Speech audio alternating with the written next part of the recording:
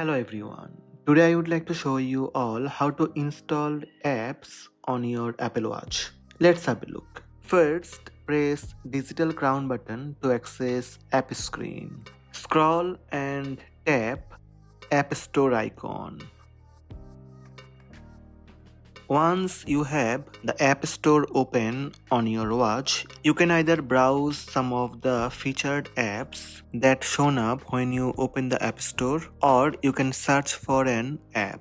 Tap search box. You can search apps using your voice, or you can draw each letter on your watch screen. Here I am searching translator. After you have entered your search item, tap search button on top right. Just like in the App Store on your iPhone, you will get a list of apps that matched your search. Tap Get button to download and install your search item.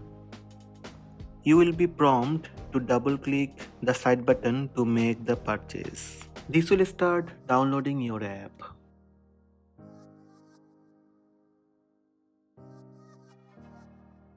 You can tap Open to launch the app. When your app's downloaded, from app screen you can open your downloaded apps. So these are the steps to download and install apps on Apple Watch. Hope this video helped you. Please subscribe my channel by tap subscribe button. Also tap the bell icon to receive notifications about all new videos.